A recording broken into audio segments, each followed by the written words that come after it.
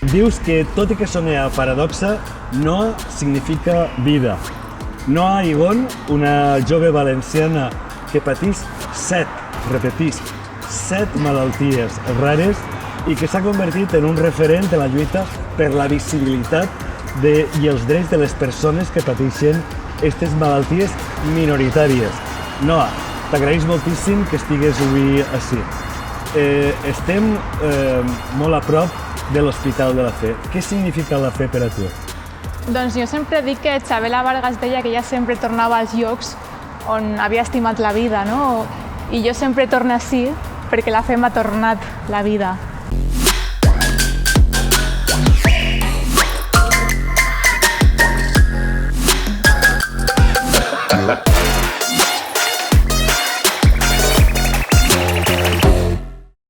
Avui estava dinant amb tota la meva família, estava amb 2 filles meues, la dona, i dic, vaig a fer una entrevista a una xica que té 7 malalties rares. Com és la vida d'una persona que té 7 malalties rares? Jo sempre, quan em pregunten els meus nebots, que són xicotets, les dic que és com una carrera, una cursa del Mario Kart. És una muntanya russa amb molts obstacles, amb moltes caigudes, però també he pensat sempre que t'has d'alçar, que tens que lluitar pels teus somnis, que la vida no és arribar a una meta, que la vida és el camí i el que vas fent per aquest camí. I pese a tot, és molt complicada, però tot el que et portes, jo crec que al cap i a la fi val la pena, no? No pots estar a casa, al teu sofà, dient pobre de mi, estic malalta. No, t'has d'alçar cada matí i has de dir jo puc i puc fer-ho. I he de reconèixer que m'impressiona aquesta força de la gent, sobretot això només ho sap qui ho està patint. Sí, I per tant, jo el que preguntaré és, i d'on treus aquesta energia positiva que tens? Doncs jo crec que fonamentalment dels meus pares, que són els que m'han educat en la cultura de l'esforç i en que no et donen res a la vida, que tens que lluitar-ho tu. I també per tota la gent que hi ha darrere, per tots els xiquets i xiquetes que venen i que jo crec que es mereixen una vida millor que la que jo tinc ara, un futur amb moltíssima més certesa que la que jo tinc i sobretot que mai les trenquen les ales, que mai les diguen que no seran ningú a la vida per estar malalt i aquesta és la força que em tira cap endavant i que em diu Noa, aquest és el teu camí i arriba. Cadascú té l'edat que té, tu eres d'una generació que podia ser la meva filla i també l'he tingut de major i jo soc de la generació que soc. I jo intento adaptar-me i intento sempre aprendre de la gent més jove que tinc al voltant. I quan vaig sentir la paraula influencer, ja he vist algunes influencers, què vols que el diga? A mi els influencers que m'agraden són gent com tu, gent que amb el seu exemple fa que les persones puguen ser millors. Quan vas decidir tu fer ús de les xarxes socials? Doncs mira, a mi no m'agrada gens la paraula influencer, perquè jo crec que sóc activista, no influencer. M'agrada. M'agrada molt més activista, perquè influencer és com un treball remunerat, jo per això no cobre, al contrari, i m'agrada més activista per les malalties rares. I vaig començar quan tindria 15 anys, que estava en un món que jo mirava al meu costat i ningú sabia res de malalties rares, els meus companys, els meus professors, ningú. I vaig dir, què puc fer, no? Què eines tinc al meu voltant per a poder comunicar, per a poder transmetre tot el que em passa? I aleshores, todavía no estava tant en auge, però vaig dir, ostres, tinc així una ferramenta com pot ser Facebook, Twitter, Instagram, on puc contar la meva vida, lo malo, lo millor, i mostrar el que soc, no? Quan estic a l'hospital pujo una foto a l'hospital amb goteres, quan estic de viatge pujo una foto de viatge, perquè aquesta és la meva vida i també que la gent poguera veure que no tot és negre ni tot és blanc, que hi ha moltíssims colors al mig i que molta gent és com que pensa en discapacitat, una persona que va en una cadira de rodes o que té una discapacitat cognitiva. No, hi ha moltíssimes discapacitats, hi ha moltíssimes malalties i una forma de mostrar l'abanic tan gran que hi ha. M'encanta perquè és la manera d'utilitzar les xarxes com cal. I m'agrada... Intenta fer un bon ús de les xarxes. I m'agrada això que m'has dit, la rectificació, que t'agrada més la paraula activista que no influencer. A mi també, sincerament també m'agrada més. Al teu llibre, del que després en parlarem més, denúncies que alguna vegada t'has sentit jutjada per la teua aparença i que la gent probablement no li agradava veure el teu aspecte quan et mostraves més superada, més dèbil, que quan feies vida normal, quan et mostraves que ho pot fer una vida normal a pesar dels hàndicaps que puga tindre. Jo, que soc polític, i a mi em va en el sou polític tindre odiadors, trolls, i per a tu les xarxes socials també són una arma de doble fulla, com es passa amb els polítics? Doncs mira, jo crec que et va sorprendre, però he rebut més crítiques de la gent més propera a mi que les xarxes socials. O sigui, és com que la gent que està al meu voltant em criticava molt més, al poble, als meus companys de classe, per exemple, que gent que no conec de res i que formen part ja de la meva família. A pesar de todo sigo loco por vivir, por demostrar que tengo tanto para dar. Y cada día despierto y saco fuerzas porque sé que no podrá vencer a un corazón que nunca para de soñar. Molts comentaris t'agraeixen la xarxa que has aconseguit crear, aquesta xarxa d'ajuda. Reps molts missatges de persones que d'alguna manera viuen situacions semblants a la teua? Moltíssims. O sigui, sí, la veritat és que sí, jo intento contestar a tots i moltes vegades és molt difícil perquè és una marabunta de missatges a totes les xarxes, però sí, i moltes vegades les conec en persona, que vingui una mare i em diga gràcies per ser la veu de la meva filla, la teva filla no parla, no camina, té una malaltia rara, i això jo crec que és el que et plena per dins i fa que tu te replanteges la teua vida i digues no, és que per això val la pena fer el que estàs fent, no? Jo intento ajudar amb el que puc, és a dir, jo no soc psicòloga, et puc contar la meva vida, el que jo faig, està clar que tot el món és diferent i cadascú ho fa com pot. Fer de la teva vida un exemple de que es pot viure una vida si fa no fa, normal i que servisca d'exemple per a altres gent. Amb molt d'esforç, però és que la gent pensa que des del sofà de la seva casa pots arribar on vulguis i no.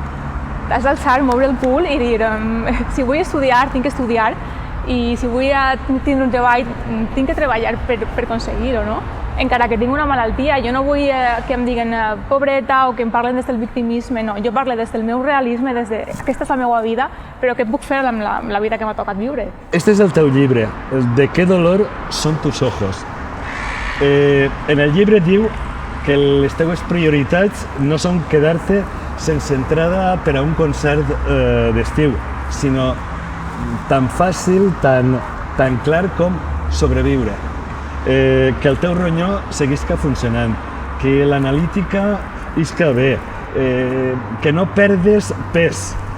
Creus que després d'aquesta pandèmia farà que més gent es replantegi les seues prioritats i siga més conscient de la importància de la salut, de cuidar-nos i de cuidar entre nosaltres, o les imatges del diumenge passat el descoratgen?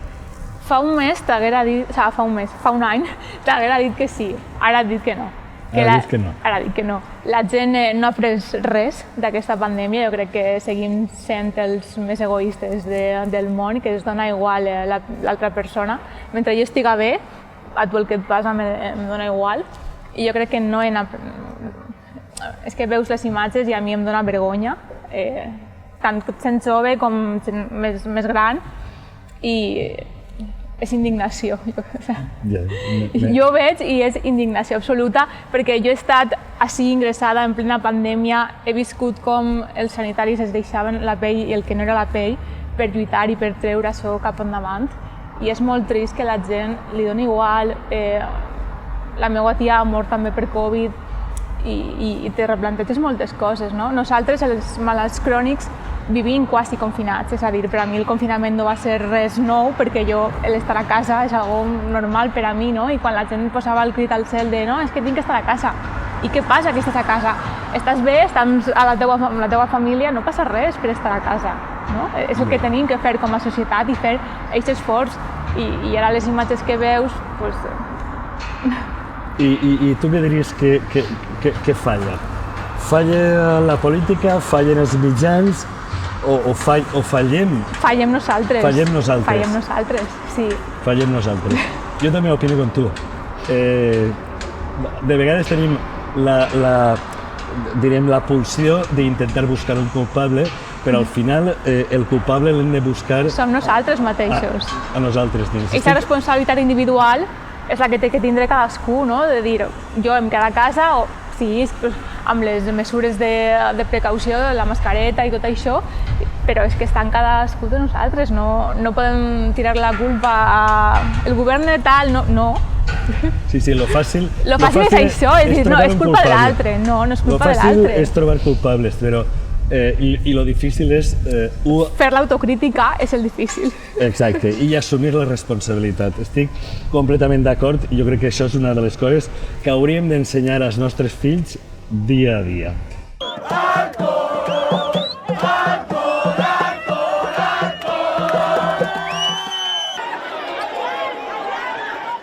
El botelló d'aquestes setmanes del diumenge, com el definiries? Què te va produir? Vaig apagar la tele perquè no volia veure-ho. Indignació, com t'he dit abans. És que jo crec que no hi ha una altra paraula per a definir-ho. Jo les desitjava només una sola nit a l'UCI i que sentiren el que sentim les persones que estem a l'UCI quan veus que s'ha mort la dona que estava al teu costat, quan a tu et diuen et tinc que intubar i no sé si vas a tornar a obrir els ulls. Una nit a soles que s'integren això. Dius que el 2014 la teua classe va anar al Congrés, tu no pogueres anar... No és que no poguera anar, no em van deixar anar. No el van deixar anar. Que és diferent, perquè estava malalta. Clar, no el deixaren anar. Finalment, el 2018, que és curiós, que una xiqueta tinguera ixa dèria per poder anar al Congrés. Jo era un espècimen raro que també des de xicotet m'interessava moltíssim la política. Bé, no cal que el diga que mentre estiga jo al Congrés serà a casa teua, pots vindre el dia que tu cregues. Però ja que t'has interessat per la casa gran de la política, què és la política per a tu? Jo crec que és una eina que té que estar al costat dels ciutadans i que moltes vegades no hi està. I al final són inputs i outputs, són demandes que la ciutadania té i que tenen que eixir polítiques públiques que s'emparen i ferramentes que es donen una vida més fàcil, no? Jo crec que la política al cap i a la fi és això. Jo crec que fruit també de que ja tenies eixa dèria per la política, decidisses estudiar el doble grau de polítiques i de dret a la universitat, al qual vas en autobús. Penses que la teua situació personal t'ha fet triar estos estudis per intentar que des de la política canviar coses que no t'agraden en temes referents a la salut, a la sanitat, en definitiva, a temes socials? Totalment. A veure, jo amb 10 anys ja sabia que volia estudiar Ciències Polítiques.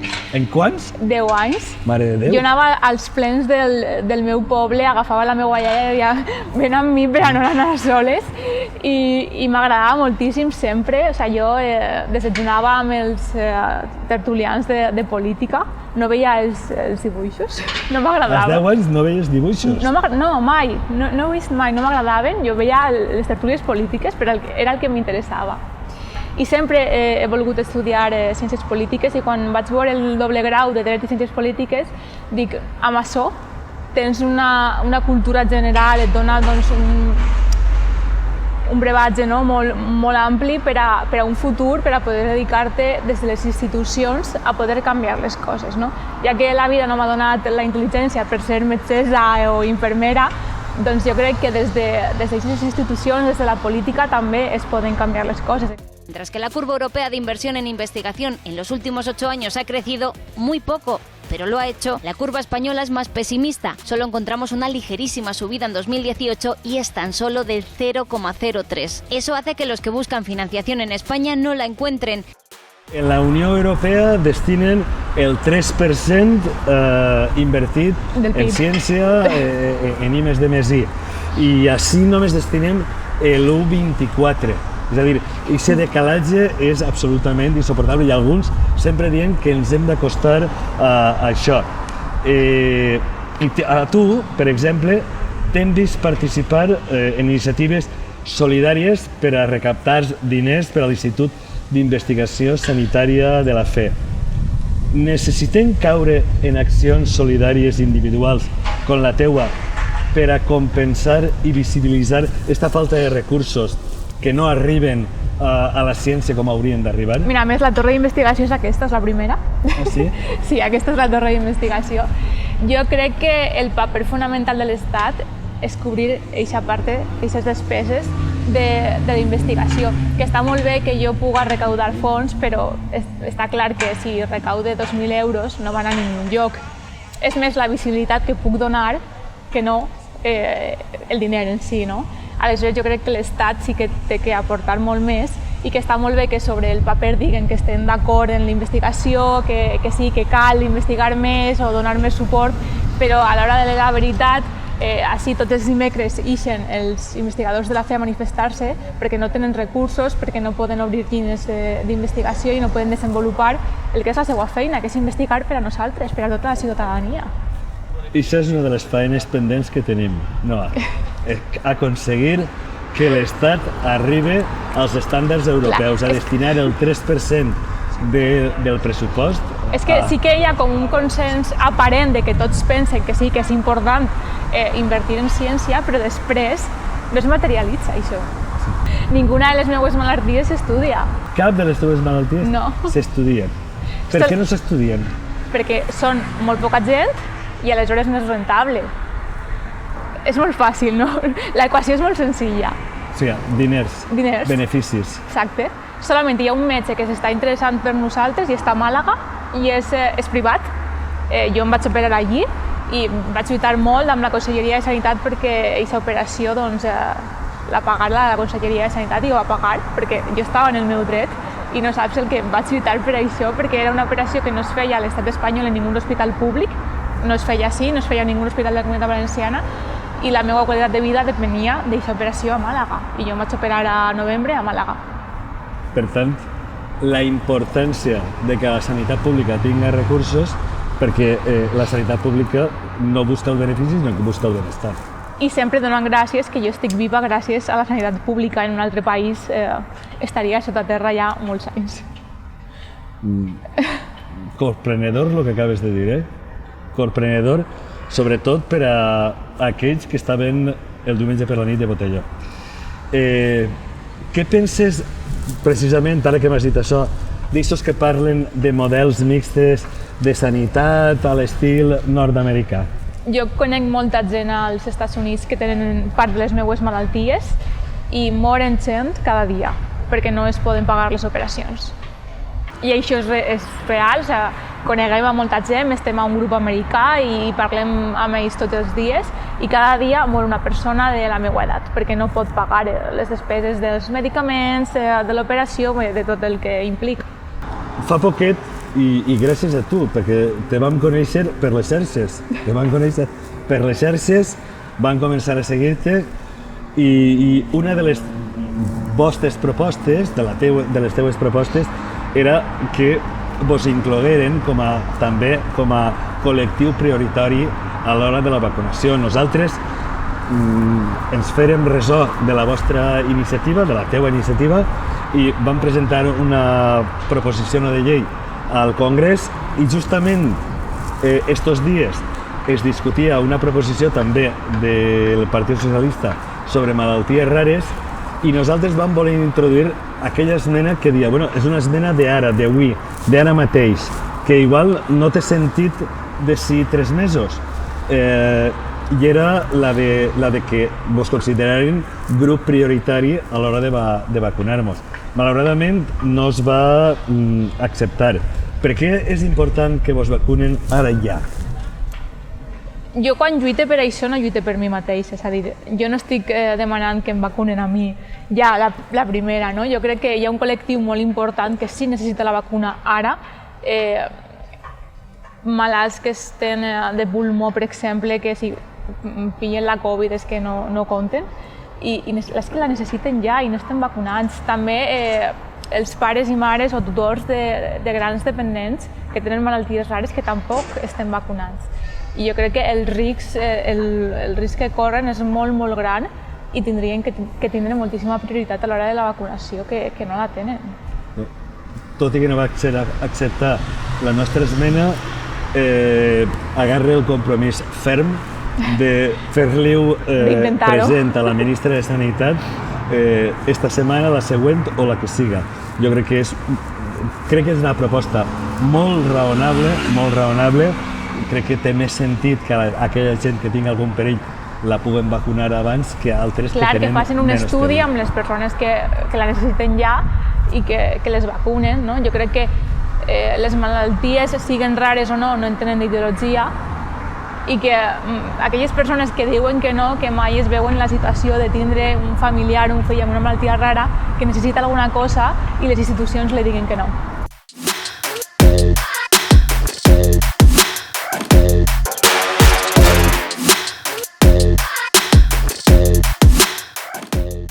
Què li diries, en confiança, a un jove que li acaben de diagnosticar una malaltia rara? Que és una putada, però que hi ha que lluitar, hi ha que viure. Que haurà dies que siguen molt malos, però que val la pena viure i estar així a la vida. I què li diries en confiança a tots els sanitaris que t'han atès? Un gràcies en majúscules, tan gran com la fe, un gràcies. Gràcies per estar sempre, gràcies per plorar en mi, per donar-me la mà quan no podia estar amb la meva mare, gràcies per treure el meu somriure i gràcies per ser una família així dins. És que jo parlo amb ells per WhatsApp. Gràcies. Gràcies per ser, solament. Què li diries al PSOE, que no ha acceptat aquesta esmena, al nostre entendre absolutament raonable, que deia que vos inclogueren en els grups prioritaris a l'hora de vacunar? Que les malalties no en tenen d'ideologia, que dona igual que sigues taronja, roig, vermell, da igual, dona igual. Que pensen que demà pot ser la seva filla, el seu fill. Que pensen en això. Jo donar-te les gràcies en tot el cor en la mà. He après moltíssim en esta entrevista en tu. He vist una dona en ganes de viure, en esperit de superació, en ganes de donar missatges positius a la societat, i a mi aquestes persones són les que em cauen bé i són les que m'agrada conèixer. Gràcies per ser com eres. A tu.